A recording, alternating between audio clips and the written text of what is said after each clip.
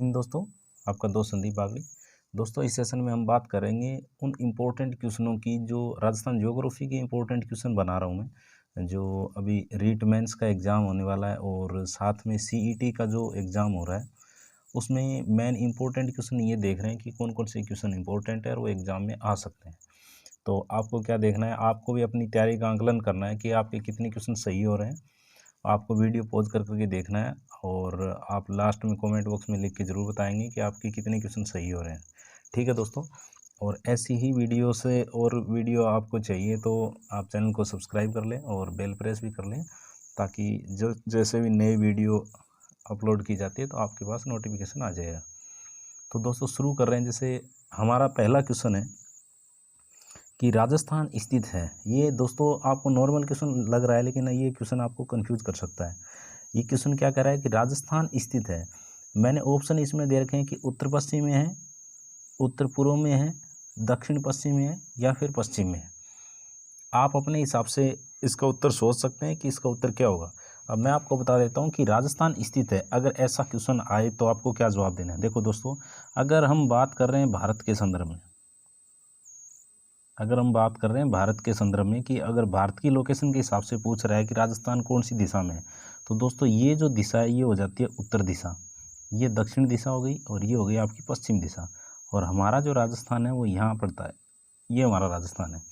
तो इसके हिसाब से भारत की स्थिति के हिसाब से देखें तो भारत की स्थिति के हिसाब से राजस्थान हमारा उत्तर पश्चिम में आ जाता है।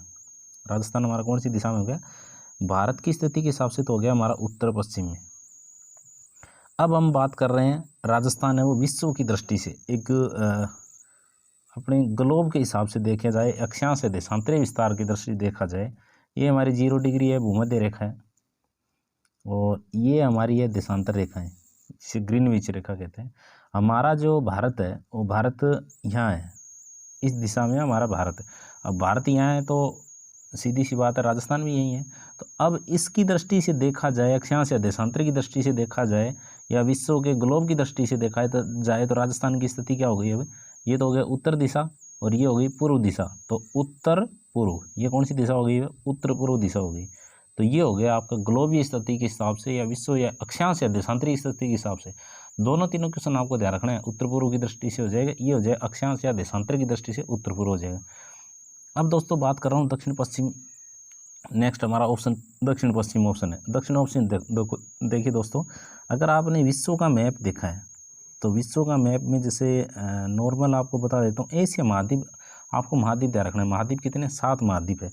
7 महाद्वीप है तो एशिया जो महाद्वीप है कुछ इस प्रकार से अपना एशिया महाद्वीप, ये एशिया महाद्वीप है। तो एशिया महाद्वीप में जो इंडिया है वो नीचे यहाँ इंडिया आ जाता है। जैसे ये इंडिया है तो राजस्थान कहाँ रह गया? यहाँ राजस्थान है। पूरे एशिया महाद्वीप की बात कर रहे हैं। एशिया महाद्वीप में ये भारत हो गया, ये भारत हो गया, तो राजस्थान की लोकेशन ये रह गई। तो एशिया महाद्वीप की दृष्टि से अगर देखोगे तो राजस्थान कौन सी दिशा में होगा? देखो, ये फिर उत्तर दिशा हो गई, ये दक्षिण दिशा हो गई और ये हो गई आपकी पश्चिम। तो ये हो गया आपकी दक्षिण पश्चिम। एशिया महाद्वीप की दृष्टि से कौन सी दिशा में हो गया? दक्षिण पश्चिम में हो गया। तो दोस्तों ये तीनों ऑप्शन आपको ध्यान रखने हैं। लेकिन अब इसका उत्तर क्या होना चाहिए? इसका उत्तर तो क्या होगा? राजस्थान स्थित है तो वो उत्तर पश्चिम में हो जाएगा। अगर सीधा ऐसा क्वेश्चन आता है, सीधा क्वेश्चन पूछा जाए उत्तर पश्चिम ही आपको बताना है। अगर अक्षांश देशांतरी दृष्टि से पूछे उत्तर पूर्व में, और एशिया महाद्वीप की दृष्टि से पूछे दक्षिण पश्चिम में। ठीक है दोस्तों, नेक्स्ट हमारा क्वेश्चन नंबर 2। देखिए दोस्तों, ये जो क्वेश्चन बनाए गए आपको नॉर्मल क्वेश्चन लग रहे हैं, लेकिन इसमें बहुत सारी जानकारी मैं आपको देने वाला हूँ कि आपके क्वेश्चन गलत होने की संभावना यही रहेगी। जो डीप क्वेश्चन आता है उसको आप बड़े ही ध्यान से पढ़ते हैं और बड़े ही ध्यान से उसका उत्तर देते हैं, लेकिन ये नॉर्मल क्वेश्चन आपसे गलत हो जाता है, तो ये गलत नहीं करना है। देखिए क्वेश्चन हमारा नंबर 2, राजस्थान को राजपूताना किसने बताया था? अब राजस्थान को सबसे पहले राजपूताना शब्द किसने दिया, ये आपको बताना है।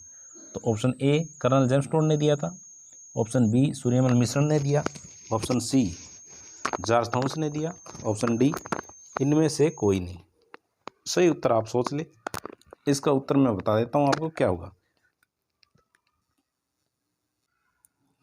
देखिए दोस्तों, इसका जो सही आंसर हो जाएगा, देखिए इसका राजपूताना शब्द सबसे पहले 1800 ईस्वी में, सबसे पहले 1800 ईस्वी में किसने दिया था? जॉर्ज थॉमस ने दिया था। जॉर्ज थॉमस के एक जो पुस्तक प्रकाशित करी थी विलियम फ्रैंकलिन ने, उसकी पुस्तक में 1800 ईस्वी में राजपूताना शब्द है वो सबसे पहले मिलता है। और ऑप्शन ए दे रखा है मैंने कर्नल जेम्स टोड। दोस्तों कर्नल जेम्स टोड की बात करें तो कर्नल जेम्स टोड ने नाम दिया था 1829 ईस्वी में। इसने क्या नाम दिया था कर्नल जेम्स टोड ने? सबसे पहले या तो कह सकते हैं राजस्थान नाम दिया था या फिर रायथान। कर्नल जेम्स टोड ने क्या नाम दिया था? रायथान नाम दिया था। तो ये आपको ध्यान रखना है। दूसरा ऑप्शन हमारा सूर्यमल मिश्रण के बारे में थोड़ी सी 2-3 बातें इसके बारे में आपको ध्यान रखना है। देखिए दोस्तों, सूर्यमल मिश्रण है वो राजस्थान का राज्य कवि है। एक तो ये ध्यान रखना है कि राजस्थान का राज्य कवि कौन है, तो राज्य कवि दोस्तों सूर्यमल मिश्रण है। बूंदी के राम सिंह के दरबारी कवि थे सूर्यमल मिश्रण। अब सूर्यमल मिश्रण की 2-3 पुस्तकें हैं बहुत ही ज़्यादा इंपॉर्टेंट है, जो बार बार पेपर में पूछी जाती हैं, उनके बारे में आपको पता होना जरूरी है। इसकी सूर्यमल मिश्रण की 2 ऐसी बुक जो बहुत बार पेपर में पूछा जाता है, कौन कौन सी है? एक तो है वीर सतसई। कौन सी होगी दोस्तों? वीर सतसई। और एक है दोस्तों वंश भास्कर। वंश भास्कर। देखिए दोस्तों, एक क्वेश्चन और पूछा जा सकता है कि 1857 की क्रांति का वर्णन, 1857 की क्रांति का वर्णन सूर्यमल मिश्रण की कौन सी पुस्तक में मिलता है? तो ये 2 पुस्तकें वीर सतसई और वंश भास्कर में से दोनों में से वीर सतसई जो पुस्तक है ना, इसमें किसका वर्णन मिलता है? इसमें मिलता है 1857 की क्रांति का वर्णन। तो ये बहुत ज़्यादा इंपॉर्टेंट है, ये भी ध्यान रखना है। अब मैं आपको एक हिंट देता हूँ, याद कैसे रखना है। तो वीर जो शहीद हुए थे ना, वो 1857 की क्रांति में शहीद हुए थे, ऐसे इसको याद रख सकते हैं, ठीक है। और वंश भास्कर, वंश मतलब किसका वंश? बूंदी के राजाओं का वंश। तो वंश भास्कर में किसका वर्णन है? बूंदी का इतिहास है, ठीक है। जॉर्ज थॉमस के बारे में मैंने आपको बता ही दिया, जॉर्ज थॉमस ने राजपूताना शब्द दिया था। कर्नल जेम्स टोड को घोड़े वाले बाबा के नाम से जाना जाता है। इसकी एक ऐतिहासिक प्रसिद्ध पुस्तक है the annals and antiquities of Rajasthan. उसी में इसने राजस्थान को राजस्थान या फिर राजस्थान नाम दिया था, ठीक है। क्वेश्चन नंबर 3, राजस्थान में सर्वाधिक तिरछी किरणें कहाँ गिरती है? राजस्थान में सर्वाधिक तिरछी किरणें कहाँ गिरती है? दोस्तों ये बहुत ही अच्छा क्वेश्चन मैंने निकाला है, तिरछी किरणें। अब इसमें ऑप्शन मैंने दे रखा है बांसवाड़ा, डूंगरपुर, जयपुर, गंगानगर। मान लीजिए मैं गंगानगर इसमें से हटा देता हूँ। गंगानगर की जगह दोस्तों मैंने लिख दिया यहाँ पर आपका चूरू। चौथा ऑप्शन आपका चूरू है। अब आप बताइए इसमें तिरछी किरणें कहाँ गिरती हैं? वैसे तो आपने देखो ये सारे टॉपिक है वो कर लिए होंगे, मैं पूरी डिटेल में आपको नहीं बताने वाला, आपको पूरी डिटेल में नहीं बता रहा, सीधा आपको क्वेश्चन बताना है कि बांसवाड़ा, डूंगरपुर, जयपुर और चूरू। अब इसमें से क्या है? अगर आप गंगानगर इसका ऑप्शन सोच रहे थे तो आपने लगाया रट्टा। अगर आप इसका सही उत्तर गंगानगर सोच रहे हो तो आपने क्या लगा रखा है? रट्टा लगा रखा है। तो दोस्तों रट्टे नहीं लगाना है। आजकल एग्जामिनर बहुत ही शातिर हो चुका है, ऐसा क्वेश्चन सीधा क्वेश्चन नहीं देगा। आपने क्यों लगाया है? क्योंकि राजस्थान में से कर्क रेखा गुजरती है और कर्क रेखा पर जब सूर्योदय होगा, सूर्य यहाँ आएगा, तो कर्क रेखा राजस्थान के डूंगरपुर और बांसवाड़ा से गुजरती है।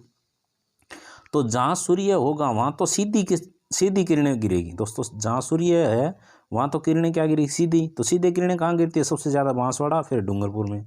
और अब क्या होगा? अब क्वेश्चन जो मैं बता रहा हूँ, तिरछी किरण का मतलब हो गया जो इस सूर्य कर्क रेखा से सबसे दूर जो जिला है वहाँ क्या गिरेगी? तिरछी किरण गिरेगी। तो आप दक्षिण राजस्थान से ऊपर देखेंगे, सबसे ऊपर आपको गंगानगर ही दिखता है, इसलिए आपने रट्टा मार रखा है कि गंगानगर में तिरछी किरण गिरती है। ऑप्शन मैंने गंगानगर दिया ही नहीं, उसके बाद ऑप्शन क्या दे दिया? चूरू दे दिया। अब आपको बता रहा हूँ जो मैं चीज़ें, बेसिक चीज़ आपको बता रहा हूँ दोस्तों, कि जैसे ये हमारा राजस्थान है, यहाँ कर्क रेखा गुजर रही है। अब इस कर्क रेखा से ऊपर जाएंगे तो वो जो भी जिला जाएगा उसमें तिरछी किरण गिरती जाएगी। जैसे यहाँ डूंगरपुर और बांसवाड़ा में तो सीधी किरण गिरेगी। अब मैंने ऑप्शन एक तो जयपुर दे दिया, एक चूरू दे दिया और एक गंगानगर दे दिया। तो सबसे ज़्यादा दूर कौन सा हो गया? गंगानगर हो गया, तो गंगानगर में भी गिरेगी। अगर गंगानगर ऑप्शन में नहीं है, उसके बाद क्या आता है? चूरू आता है, तो चूरू में गिरेगी। अब उसके बाद चूरू ऑप्शन न हो तो आपके पास जयपुर दे रखा है, जयपुर। इस प्रकार से आपको ध्यान रखना है, इसको समझने की जरूरत है, ठीक है दोस्तों। अब इसका सही उत्तर क्या हो जाएगा? तो तिरछी किरण अब इसमें कहाँ गिरेगी? गंगानगर ऑप्शन हो जाएगा। अगर गंगानगर नहीं है तो उस हिसाब से देख लेना, ठीक है। क्वेश्चन नंबर 4, भारत के क्षेत्रफल में से राजस्थान का कितना हिस्सा है?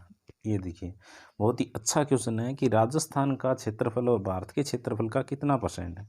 आपको क्षेत्रफल पता होना चाहिए। भारत का क्षेत्रफल है दोस्तों 32,87,263 किलोमीटर, ये तो हो गया भारत का।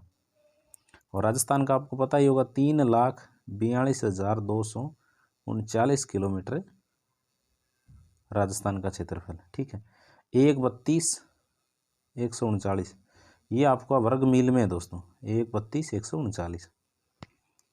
तो राजस्थान का क्षेत्रफल है वो भारत के क्षेत्रफल का 9.3% है क्या, 23%, 61%, 10.41%। आप अपने हिसाब से सोच लीजिए, वीडियो पॉज करके देख लीजिए। आपको बताना है कि आपके कितने क्वेश्चन सही हो रहे हैं। आपको तैयारी का आंकलन करना है दोस्तों, आपके कितने क्वेश्चन सही हो रहे हैं, आपको पता चल जाएगा कि आपकी तैयारी कितनी है। इसका सही उत्तर क्या हो जाएगा, 10.41% हो जाएगा। ये ऑप्शन मैंने दे रखे हैं, देखो 9.3%, 9.3% क्या है, 23% क्या है, 61% क्या है, ये आपको बताना है।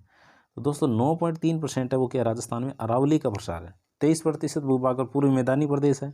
61% भूभाग उत्तर पश्चिम उत्तर प्रदेश है। इसलिए मैंने ऑप्शन में डाल दिया, थोड़ा सा आपको ध्यान रखना है। नेक्स्ट क्वेश्चन हमारा, भरतपुर संभाग कब बना। दोस्तों संभाग के बारे में आपको ध्यान रखना है कि हमारे कितने संभाग है, वर्तमान में 7 संभाग है। राजस्थान में कितने जिले हैं, तो टोटल 33 जिले हैं।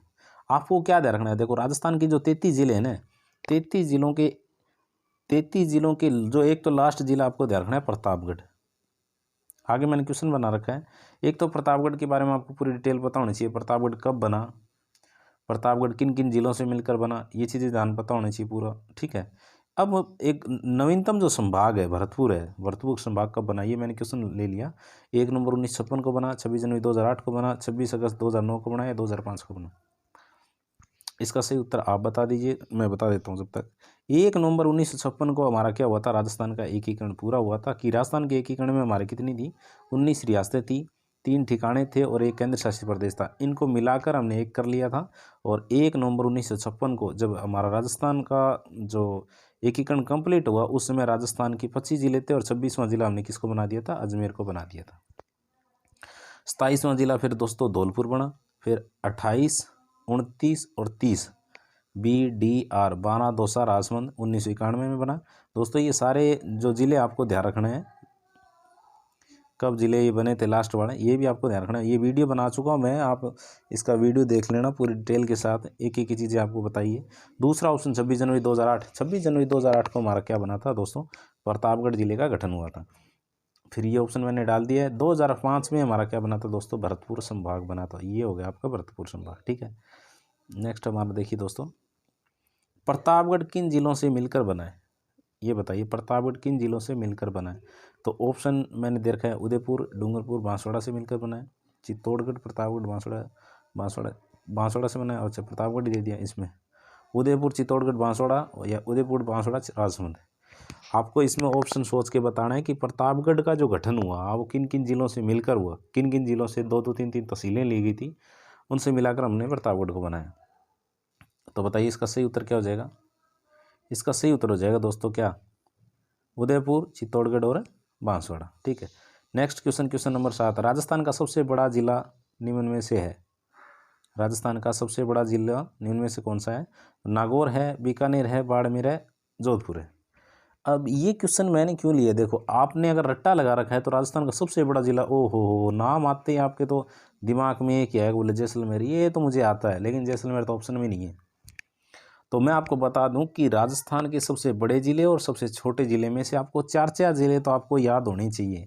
तब आप ये मान के चलो कि आप एडवांस तैयारी कर रहे हो, मतलब एग्जामिनर की सोच रखते हो। तो आपको क्या करना है, जैसे मैंने ऑप्शन दिया है कि नागौर है, बीकानेर, बाड़मेर, जोधपुर, मैंने जैसलमेर नहीं दिया। आपने जैसलमेर याद रख रखा होगा, लेकिन जैसलमेर ऑप्शन में नहीं दी, ये एग्जामिनर भी कर सकता है।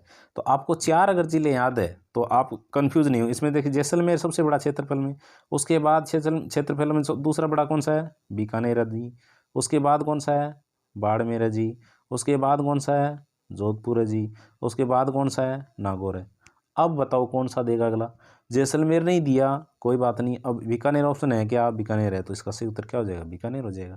तो ऐसा क्वेश्चन सेम क्वेश्चन है, वो छोटे जिलों से यही पूछ सकता है, वो भी ध्यान रखना है कि सबसे छोटे जिलों का क्रम धौलपुर, दौसा, डूंगरपुर, वो भी आपको ध्यान रखना है, ठीक है। 4 जिले तो आपको याद होने चाहिए। नेक्स्ट हमारा क्वेश्चन, क्वेश्चन नंबर 8, राजस्थान में अरावली किसका अवशेष मानी जाती है।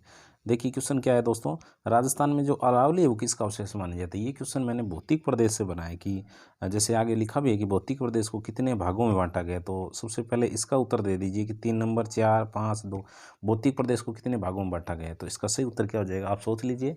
इसका जब तक सही उत्तर मैं बता देता हूँ, इसका सही उत्तर हो जाएगा दोस्तों बी 4। राजस्थान को 4 भौतिक प्रदेशों में बांटा गया। कौन कौन से भौतिक प्रदेश हैं, तो सबसे पहले उत्तर पश्चिमी मरुस्थल प्रदेश हो गया, जैसे ये हमारा हो गया आपका राजस्थान, ये दोस्तों हो गया आपका राजस्थान। ये राजस्थान में ये तो हो गया भौतिक प्रदेश, ये कौन सा हो गया भौतिक प्रदेश हो, उत्तर पश्चिमी मरुस्थल प्रदेश हो गया। उसके बाद ये हो गई दोस्तों बीच में आपकी अरावली, ये कौन सी आ गई, अरावली आ गई। इसके बाद ये हो गया आपका दोस्तों पूर्वी मैदानी प्रदेश, 3 नंबर ये पूर्वी मैदानी प्रदेश हो गया। ये 4 नंबर ये क्या हो जाएगा आपका दक्षिणी पूर्वी पठारी प्रदेश, ठीक है। ये 4 भौतिक प्रदेश हो गए। तो राजस्थान को 4 भौतिक प्रदेशों में बांटा गया, इसका सही उत्तर क्या हो जाएगा 4। अब मैंने क्वेश्चन लिया है कि अरावली किसका अवशेष है, ये चारों ही आपको ध्यान रखने हैं। वैसे मैंने अरावली का ही लिखा है कि आपको चारों एक साथ मैं बताऊंगा। आपको अरावली का बताना है कि किसका अवशेष है, अंगारा लैंड का है, गोंडवाना लैंड का अवशेष है, टेती सागर का है, उपरोक्त सभी है। तो इसका सही उत्तर आप बताइए। इसका सही उत्तर क्या हो जाएगा दोस्तों, ये गोंडवाना लैंड का अवशेष है। देखो मैं आपको बता देता हूँ कि राजस्थान 4 भौतिक प्रदेशों में बांट रखा है हमने। तो 4 भौतिक प्रदेशों में एक तो हो गया आपका उत्तर पश्चिमी मरुस्थल प्रदेश, उत्तर पश्चिमी जो मरुस्थलीय प्रदेश है, और 2 नंबर आपका पूर्वी मैदानी प्रदेश। ये दोनों दोस्तों टेती सागर का अवशेष है, ये लिखा हुआ है टेती सागर का अवशेष है। उत्तर पश्चिम मरुस्थल प्रदेश और एक पूर्वी मैदानी प्रदेश। तो ऐसे मान लीजिए कि उत्तर पश्चिम मरुस्थल प्रदेश और पूर्वी मैदानी प्रदेश, इन दोनों में क्या है, पहाड़ नहीं है, पहाड़ी नहीं है, पर्वत नहीं है, तो वो टेती सागर का अवशेष हो जाएगा। जिसमें पर्वत है, जैसे पर्वत पहाड़ है, किसमें है, अरावली में पर्वत पहाड़ है, और एक पूर्वी पठारी प्रदेश हम बोल ही रहे हैं पठार है, उसमें विंध्याचल प्रदेश पर्वत और दक्कन का पठार जिसको बोलते हैं, तो वो किसका अवशेष है, दोनों ही। ये दोनों किसके हो जाएंगे, ये गोंडवाना लैंड के अवशेष हो जाएंगे। अंगारा लैंड का अवशेष राजस्थान में नहीं है, ठीक है। इसके बाद क्वेश्चन नंबर 9 की हमने बात कर ली। क्वेश्चन नंबर 10 क्या कह रहा है, राजस्थान के साथ कितने राज्यों की सीमा लगती है।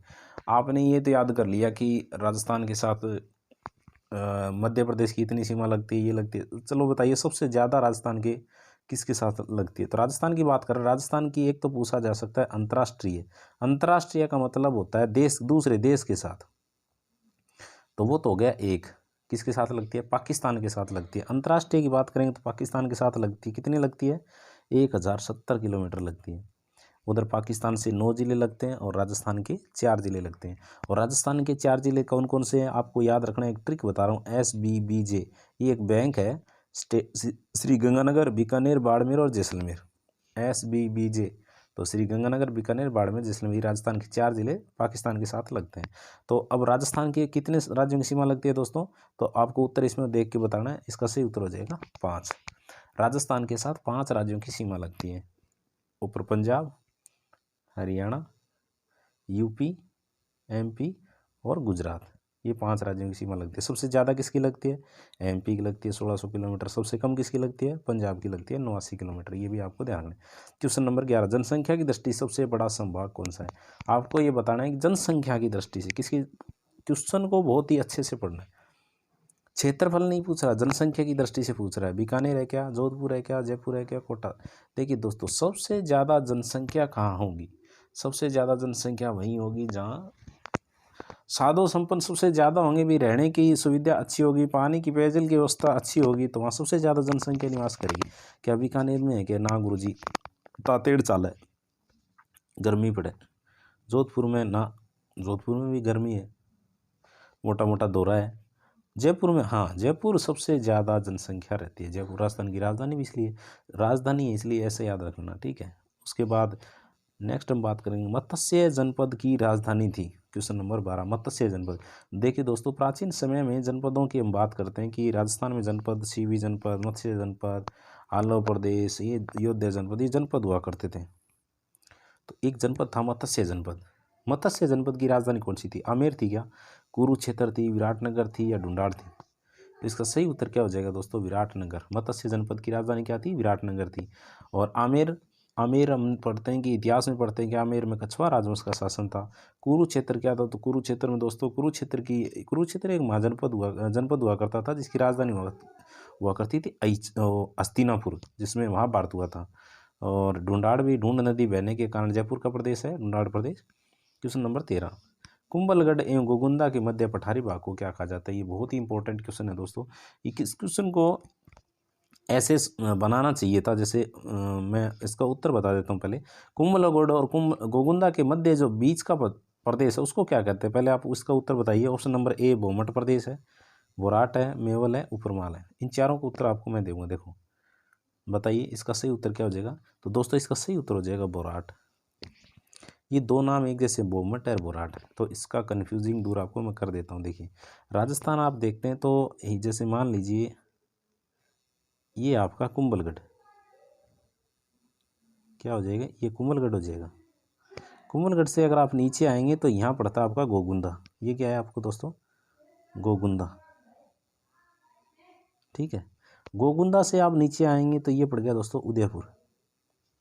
उदयपुर से ऊपर पड़ता है गोगुंदा। तो कुंभलगढ़ और गोगुंदा यहाँ जो पहाड़ियाँ हैं उनको क्या कहते हैं? बोराट कहते हैं। कुंभलगढ़ और गोगुंदा के बीच की पहाड़ियों को क्या बोलते हैं? बोराट बोलते हैं, ठीक है। एक तो ये ध्यान रखना आपको। अब बात कर रहा हूँ किसकी मैं? बोमट की। तो उदयपुर से जब नीचे डूंगरपुर की तरफ से आए, ये क्या है? ये हमारा उदयपुर था। उदयपुर से नीचे डूंगरपुर की तरफ आते हैं तो ये बीच की जो पहाड़ियाँ हैं, ये बीच का जो क्षेत्र है इसको क्या बोलते हैं? बोमट क्षेत्र बोलते हैं। तो दोनों में अलग अलग है, तो कंफ्यूज मत होना, ध्यान रखना, ठीक है। मेवल डूंगरपुर की पहाड़ियों को कहते हैं, आसपास की पहाड़ियों को मेवल कहते हैं। ऊपरमाल का भी आपको ध्यान रखना है दोस्तों। ऊपरमाल का बहुत बार पूछा गया, इसका क्या ध्यान रखना है? देखो दोस्तों ये जो क्षेत्र है, जैसे ये जो क्षेत्र है बिजोलिया, ये कौन सा क्षेत्र है? बिजोलिया। बिजोलिया कहाँ है? भीलवाड़ा में। ये बिजोलिया भीलवाड़ा में पड़ता है, बिजोलिया, ठीक है। अब बिजोलिया से इस साइड में आएंगे तो यहाँ पड़ता है भैंसरोडगढ़। चित्तौड़गढ़ का जो अलग कटा हुआ हिस्सा है वो भैंसरोडगढ़ है, वहाँ भैंसरोडगढ़ है। तो बिजोलिया और भैंसरोडगढ़ के बीच का जो क्षेत्र है उसको क्या बोलते हैं? ऊपरमाल बोलते हैं। तो ये भी आपको ध्यान रखना, ठीक है।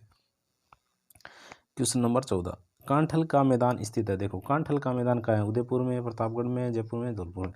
दोस्तों कांठल की गंगा कहते हैं। कांठल की गंगा किसको कहते हैं? माही नदी को कहते हैं। अब आपको याद आ गया हो कि माही नदी कहाँ बहती है? दक्षिण राजस्थान में बहती है माही नदी।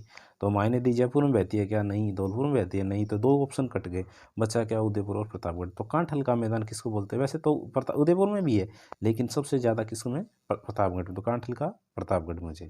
पूर्व का वेनिस किसे कहा जाता है? उदयपुर को, जयपुर को, कोटा को, जोधपुर को। वो तो पूर्व का वेनिस किसको कहते हैं? उदयपुर को कहा जाता है। तो ये क्वेश्चन 15 मैंने बनाए थे। अब आपको ये बताना है कि ये क्वेश्चन आपको कैसे लगे। आपको लगता है कि हाँ इन क्वेश्चनों से हमें हमारी तैयारी का है वो जायज़ा लिया जा रहा है कि हम तैयारी किस प्रकार से तैयारी करनी चाहिए, किस प्रकार से क्वेश्चन आ सकते हैं। और ऐसे ही क्वेश्चन आपको चाहिए कि और मैं बनाऊं तो आप कमेंट बॉक्स में लिख के बताएंगे और चैनल को सब्सक्राइब करेंगे और अपने दोस्तों तक शेयर करेंगे। ठीक है तो दोस्तों, जय हिंद।